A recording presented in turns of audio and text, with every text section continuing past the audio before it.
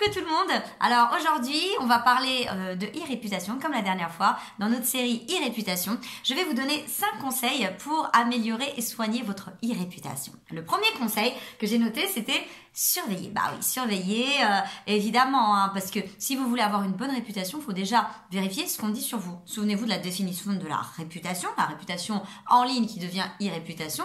C'est tout ce bruit, toute cette perception que l'on a de vous au fil du temps. Donc ce n'est pas figé, ce n'est pas un instant T, mais c'est vraiment dans cette continuité. Vous devez surveiller pour voir s'il y a un bruit qui est en train de se faire, est-ce qu'on dit du bon, est-ce qu'on dit du mauvais sur vous. Bref, mettez en place des outils qui vont vous permettre de surveiller. Pour cela, vous allez donc investir dans une solution de monitoring. Pour investir dans une solution, il faudra rédiger un bon cahier des charges. Le bon cahier des charges va définir réellement vos objectifs. Attention à ne pas investir parfois dans une solution qui sera plus usine à gaz qu'autre chose et qui va au final quasiment être impossible à utiliser car trop compliqué. Donc réellement, identifiez vos objectifs, vos attentes, quel est le degré de surveillance que vous souhaitez avoir sur les réseaux sociaux, sur Internet de manière générale, et par la suite, rédigez votre cahier des charges.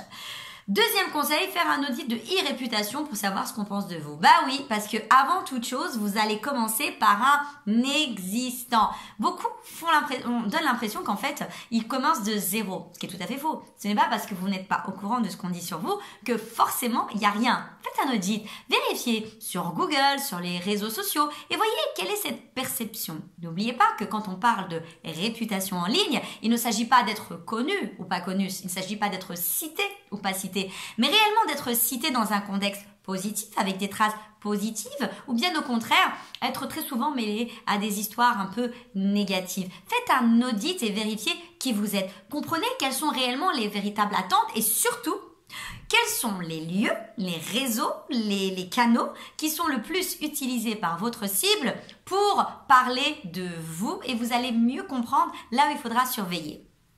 Troisième conseil que je vous donne, c'est de répondre rapidement. Oui, répondre rapidement et ça on vous le dit sur les réseaux sociaux. Oui, il est très important de ne pas laisser traîner un commentaire, notamment quand il y a une petite connotation négative. Une personne n'est pas contente, a un malaise, se pose une question. Bref, réellement une source de malaise, d'accord.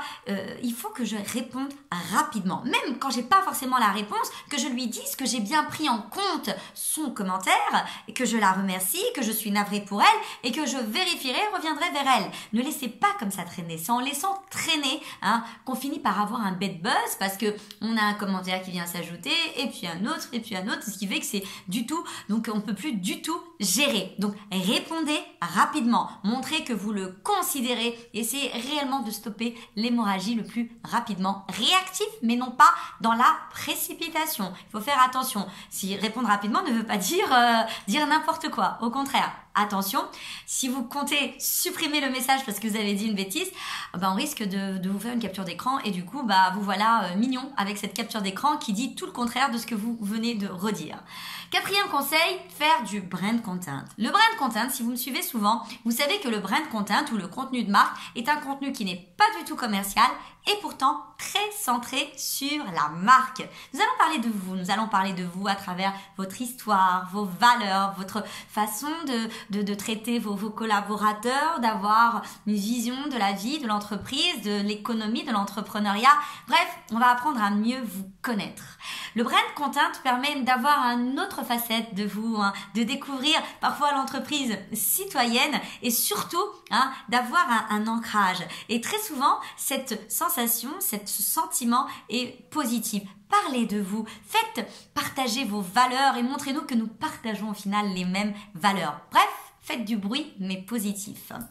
Et le dernier conseil que je vous donne, misez sur votre marque employeur et mettez en place des campagnes d'employee advocacy. Oui, même s'il s'agit ici de la réputation employeur. Rappelez-vous qu'on confond très souvent la réputation employeur à la réputation commerciale et qu'un problème avec vos collaborateurs, un licenciement abusif peut très bien appeler au boycott de votre marque. Du coup, qu'est-ce qu'on fait? Ce serait tellement réellement bien, si vos collaborateurs, s'ils sont bien dans votre entreprise, s'ils veulent bien, de les envoyer mettre des commentaires positifs. Évidemment, ils vont pas se présenter comme étant des clients, ils vont se présenter comme étant vos collaborateurs. Quand vous partagez par exemple une photo des équipes qui viennent et qui disent qu'ils sont très fiers d'appartenir à cette entreprise, ou bien quand vous partagez de l'actualité sur l'entreprise, sur un nouveau produit, qu'ils reprennent en disant qu'ils sont très contents qu'aujourd'hui leur entreprise fait telle et telle chose.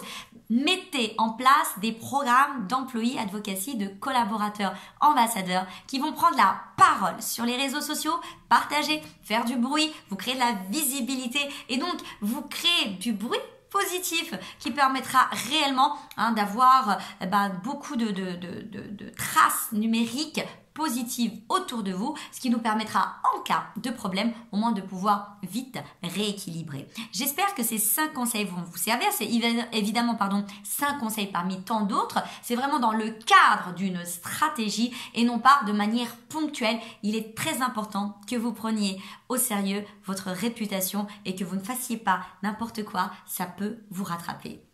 À très vite.